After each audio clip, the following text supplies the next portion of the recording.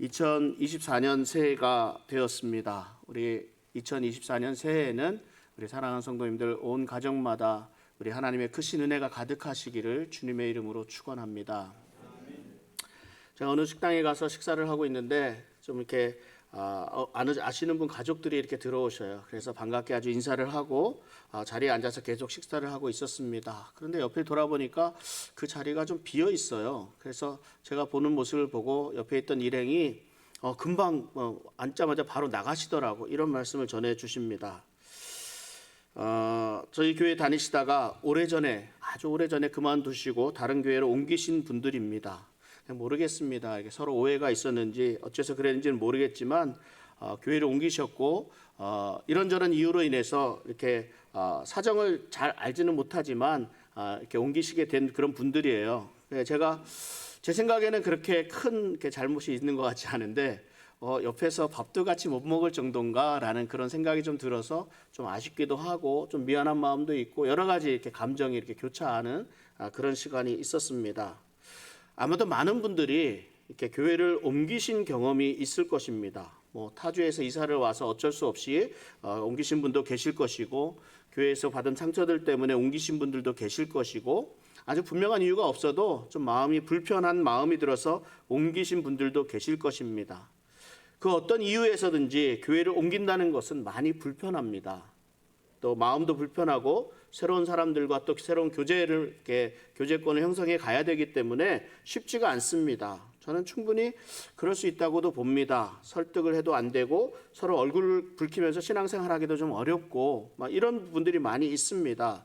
노력하자고 하면서 권면은 하지만 정말 할 수 없으면 이제 교회를 옮겨서라도 신앙생활을 잘할 수 있으면 좋겠다라고 생각하시는 분들도 계십니다.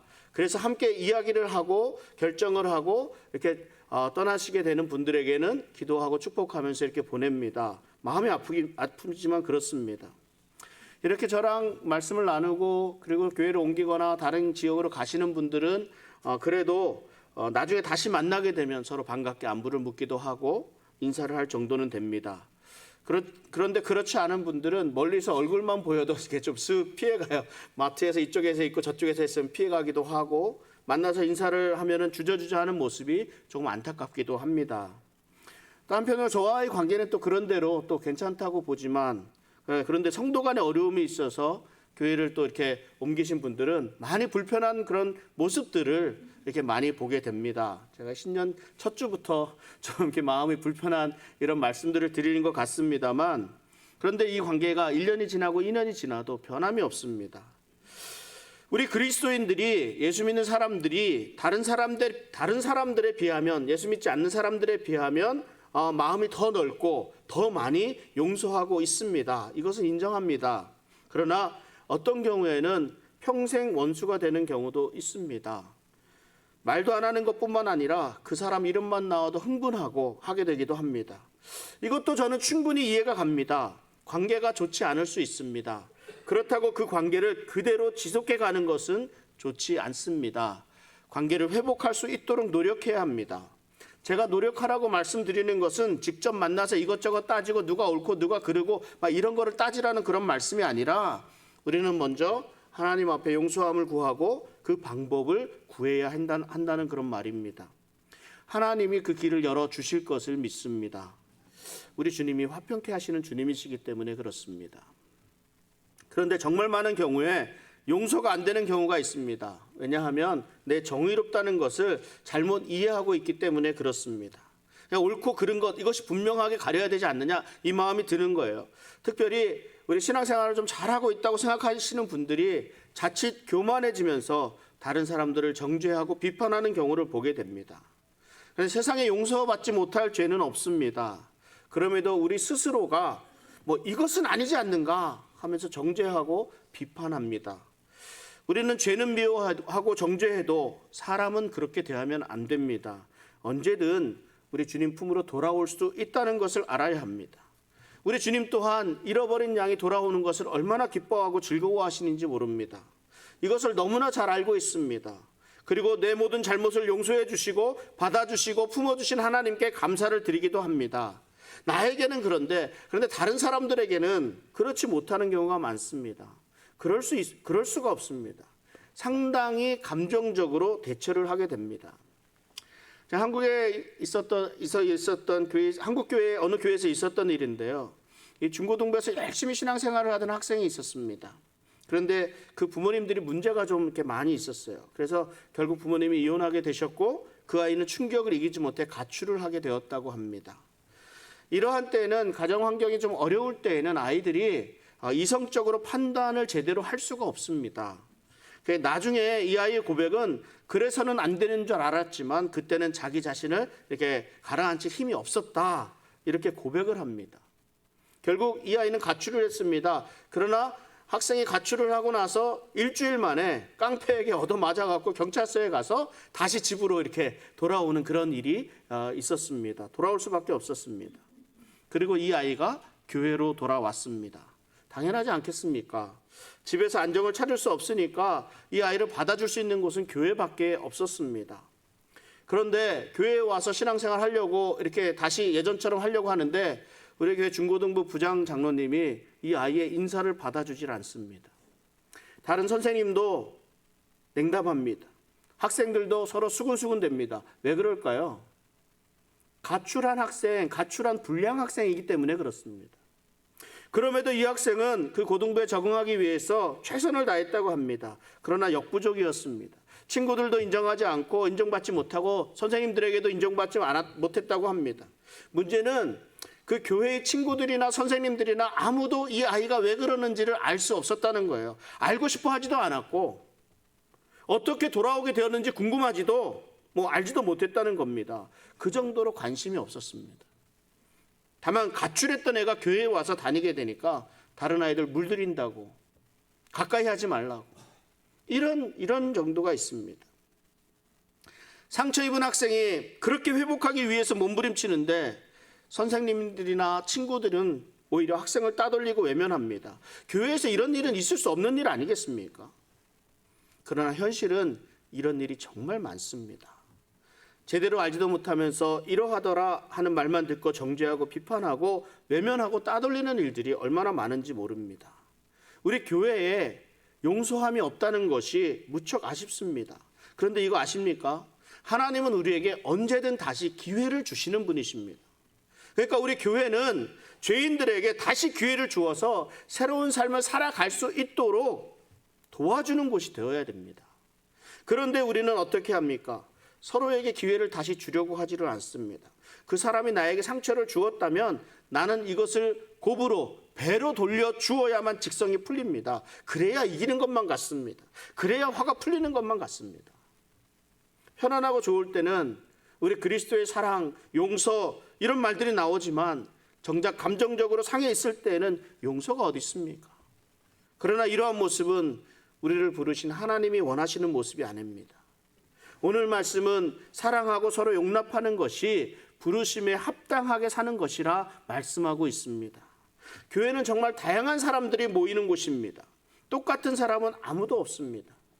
저마다 성격이 다르고 기질이 다르고 자라온 환경, 살아가는 환경이 다릅니다. 생각하는 것도 다르고 취향도 다릅니다. 다양한 사람들이 모여 있는데 아무 일도 일어나지 않는다는 것은 있을 수가 없습니다. 늘 사건 사고가 끊임없이 일어나는 곳이 또한 교회이기도 합니다. 서로 다투고 상처 주고받는 것, 이것이 당연합니다. 이상하다 생각하면 안 돼요.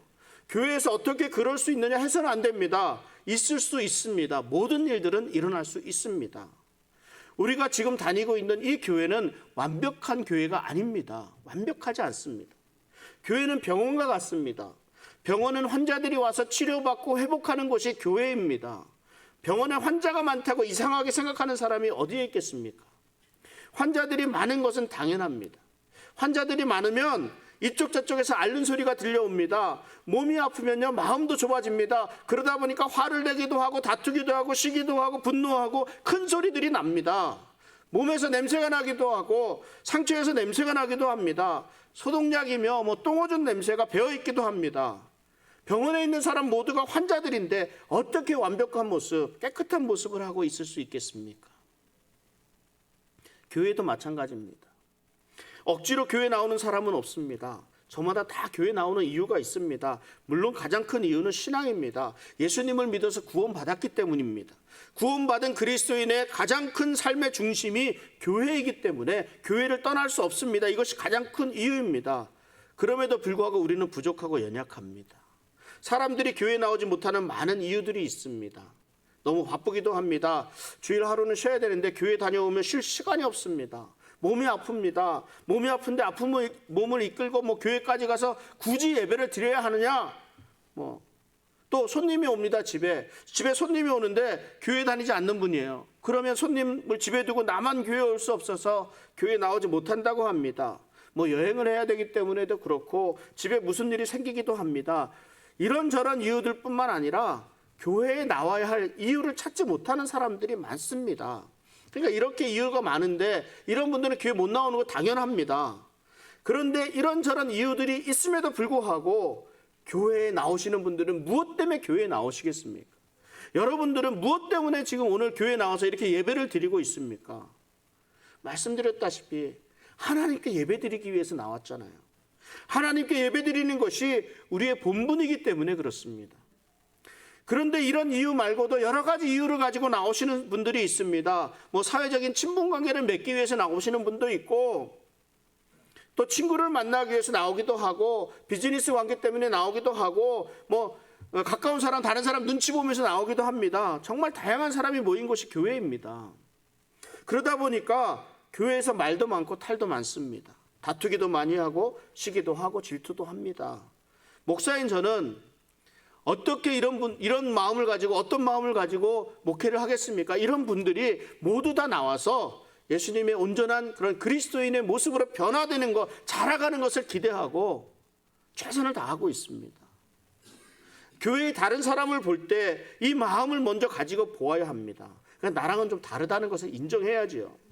내가 찬양 좋아하니까 다른 사람도 찬양 좋아할 것이다. 내가 먹는 거 좋아하니까 다른 사람도 먹는 거 좋아할 것이다. 이렇게 생각해서는 안 된다는 말입니다. 또 내가 보기에는 아무것도 아닌 일인데 당사자에게는 큰 일일 수 있습니다. 이 다르다는 것을 인정해야 합니다. 문제는 다르다는 것을 인정하지만 내 방법과 내 생각과 내 뜻대로 그 사람이 변해야 된다고 생각한다는 것, 여기에 있습니다.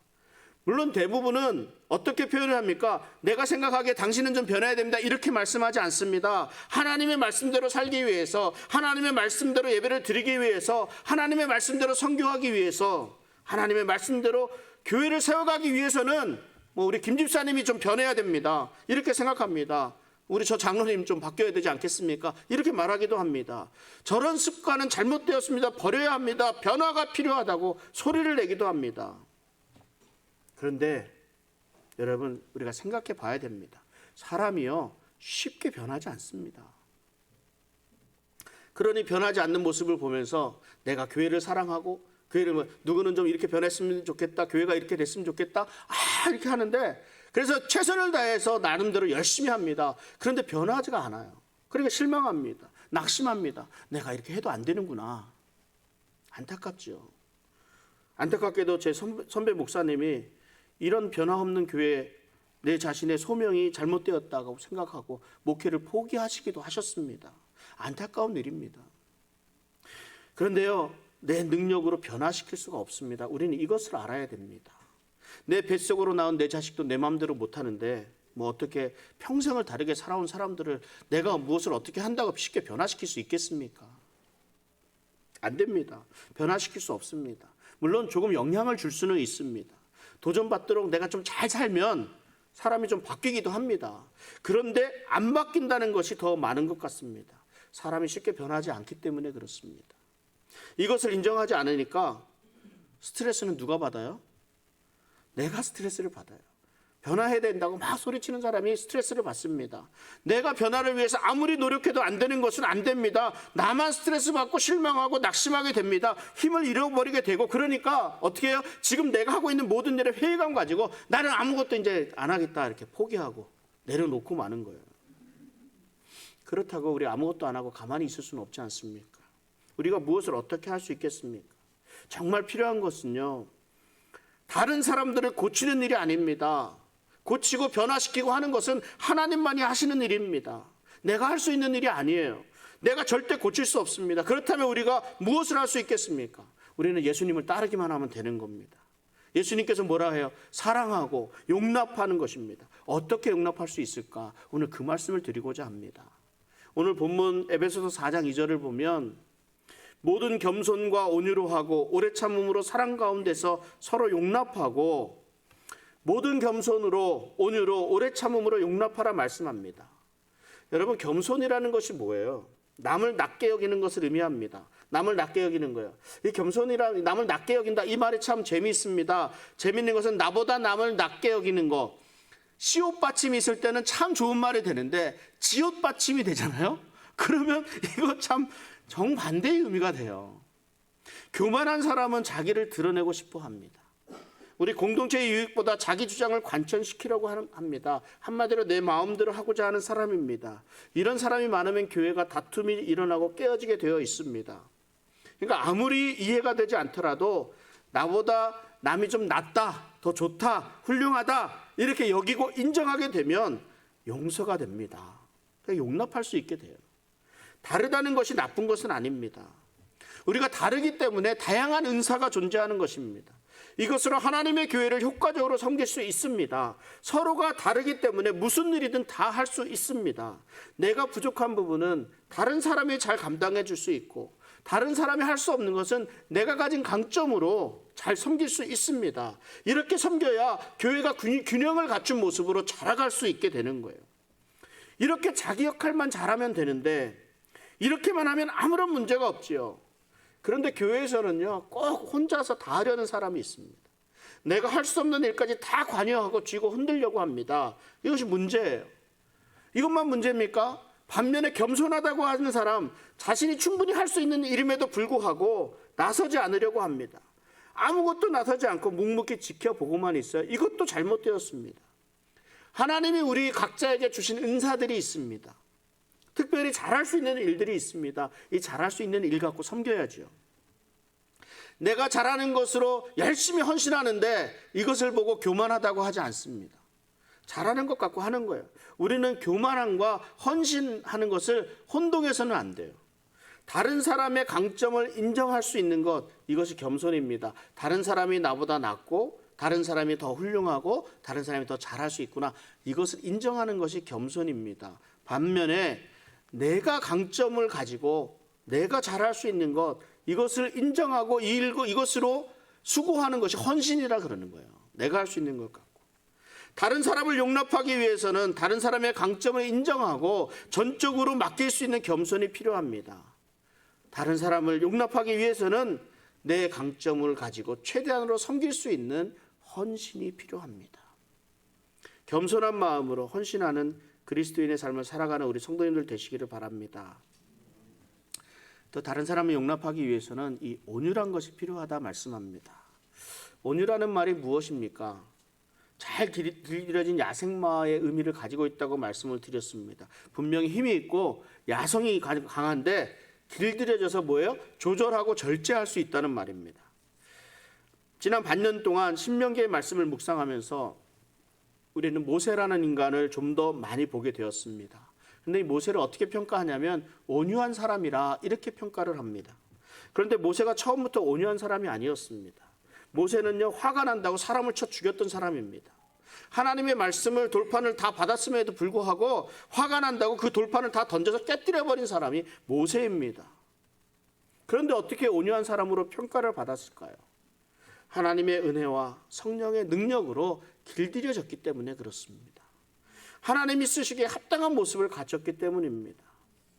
교회에서도 함부로 말하고 다른 사람들을 함부로 대하는 사람들이 있습니다. 성숙하지 못한 그리스도인이라 할 수 있습니다. 우리가 서로 용납하고 사랑하기 위해서는 우리는 성령님으로 인해서 우리가 좀 길들여져야 합니다. 그래서 온유한 사람이 되어야 됩니다. 그리고 다른 사람을 용납하기 위해 오래 참을 수 있어야 한다 말씀합니다. 오래 참는다는 말은 절망하지 않고 포기하지 않고 기다린다는 말입니다. 그런데 저와 여러분들은 정말 오래 참는 것에는 좀 약하다고 할 수 있습니다. 한국인의 특성이 뭐예요? 한국인의 특성은 빨리빨리 아닙니까? 빨리빨리. 참지를 못해요. 그래서 오히려 더 편리한 것들을 많이 만들어내는 것 같습니다. 저희 교회 자판기가 있잖아요. 우리 커피 자판기에서 자판기 누르고 커피가 나올 때까지 기다렸다가 삐 소리가 들리면 컵을 빼내면 되는데, 많은 사람들이 어떻게 하고 있는지 아세요? 탁 누르고 손을 잡고 있어요. 이렇게 기다리고 있어요. 삐 소리 나오기 직전에 얼른 꺼내려고. 얼마나 마음이 급하면 이렇게 하겠습니까? 오래 참는다는 것은 무슨 일이 있어도 낙심하거나 포기하지 않는다는 것을 의미합니다. 물론 잘 참으려고 노력을 합니다. 그럼에도 어떤 사람에게는 참지 못하고 성을 내고 분을 터뜨려 버리는 경우가 있습니다. 특별히 나에 대한 얘기들이 다른 곳에서 막 들려지게 될 때, 나를 거짓으로 비난하고 나를 나쁘게 해석하고 실망스럽게 했을 때, 더욱이 이 사람이 내가 특별히 가까운 사람이라 그러면 여러분들 어떻게 반응하시겠습니까? 네가 나한테 그럴 수 있느냐? 치고받고 싸우지 않을까요? 아니면 너 이제 끝이야, 난 너랑 절대 이제 다시는 안 봐, 절연을 하겠지요. 그런데 이거 아십니까? 참된 사랑은 참아주고 기다려주고 믿어주는 것입니다. 우리가 참지 못하고 기다려주지 못하는 것은 그 안에 사랑이 없기 때문에 그렇습니다. 정말 사랑한다면 깨닫고 돌이키고 돌아올 수 있도록 기다려 주어야지요. 저와 여러분 여기에 있는 모두는, 우리는 모두 완벽한 사람들이 아닙니다. 누구도 완벽하게 성숙한 사람은 없습니다. 그렇기 때문에 우리 모두가 실수해도 참아주고 기다려줄 수 있어야 합니다. 정말 힘들어도, 어떤 때는 상처로 남아도 그가 아직 미성숙하기 때문에 그런 것이니 온전하게 또 하나님의 사람으로 걸을 수 있을 때까지 참고 인내하며 도와줄 수 있어야 합니다. 그런데 누가 참아줘요? 먼저 된 우리들이 참아주어야 합니다. 제가 이렇게 말씀드리면, 목사님 그러면 맨날 당하고 살아야 합니까? 맨날 손해보고 살아야 합니까? 억울합니다. 불공평합니다. 저한테 그러시는 분들도 좀 계시긴 합니다. 맞습니다. 불공평합니다. 그런데 생각해 보세요. 어른과 아이가 말싸움하면 어린아이가 참아야 주어야 합니까? 어른이 참아줘야 됩니까? 성숙한 사람과 미성숙한 사람이 다툼이 생기게 되면 누가 참아줘야 됩니까? 성숙한 사람이 참아주는 것이 맞지 않겠습니까? 우리 주님이 우리에게 원하시는 것은 서로 사랑하라는 것입니다. 주님의 말씀대로 서로 사랑하기 위해 헌신하는 사람이 참아 주어야 합니다. 우리 주님 아시잖아요. 그러니 주님이 그의 마음을 돌려놓아 주지 않으시겠습니까? 그리고 이러한 주님이 우리의 마음 또한 위로해 주지 않으시겠습니까? 주님이 반드시 갚아주십니다. 우리의 받은 상처, 우리의 받은 어려움보다 더욱 큰 은혜를 허락해 주십니다. 모든 겸손과 온유와 오래 참음으로 우리는 서로 사랑하는 가운데 용서하는 일이 가능해집니다. 용납한다는 말은 상대방의 허물이나 실수를 너그러운 마음으로 가슴에 품는다는 말입니다. 제가 이렇게 말씀을 드리고는 있지만 그래도 도저히 용서가 안 되는 사람들이 있습니다. 나는 할 수 없습니다. 이렇게 되면 교회가 하나 되기가 정말 어렵습니다. 이런 때 어떻게 해야 되겠습니까? 무엇을 해요? 그 사람의 변하는 모습, 그 사람의 모습을 보고 실망받고 아파하고 이런 모습이 아니라 내가 겸손한 마음을 가지고 있는가? 내가 온유한가? 내가 오래 참고 있는가? 이것을 하나님 앞에서 먼저 점검해 보아야 합니다. 우리 공동체 안에 있는 지체조차도 사랑하지 못하는 사람이 어떻게 하나님을 사랑한다고 할 수 있겠습니까? 결코 그럴 수 없다고 말씀하고 있습니다. 우리 요한일서 4장 20절 말씀을 같이 한번 읽어보겠습니다. 누구든지 하나님을 사랑하노라 하고 그 형제를 미워하면 이는 거짓말하는 자니 보는 바 그 형제를 사랑하지 아니하는 자는 보지 못하는 바 하나님을 사랑할 수 없느니라. 우리 벨리한인 장로교회가 우리 모든 겸손과 온유와 오래 참음으로 서로 사랑하고 용납해서 한 몸을 이뤄가는 아름다운 교회가 되기를 주님의 이름으로 축원합니다. 엊그제도 그랬는데 이렇게 하면 딱 맞춰야 되는데 아직 드릴 말씀이 또 남아 있습니다. 오늘 성경 본문이 3절까지잖아요. 3절 말씀 한번 또 보죠. 평안에 매는 줄로 성령이 하나 되게 하신 것을 힘써 지키라. 이 힘써 지킨다라는 말은요, 내가 반드시 무슨 일이 있어도 지키겠다라는 뜻을 가지고 있습니다. 최대한 모든 노력을 다해서 기울여서 반드시 성공하겠다는 의지가 들어 있습니다. 무엇을 지키라고 말씀하고 있습니까? 성령이 하나 되게 하신 것을 힘써 지키라고 말씀합니다.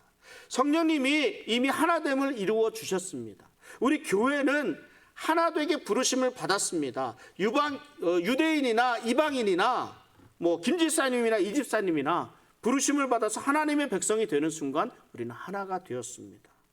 우리 주님이 그 둘을 한 몸으로 만드시고 중간에 막힌 담을 허물어 버리셨습니다.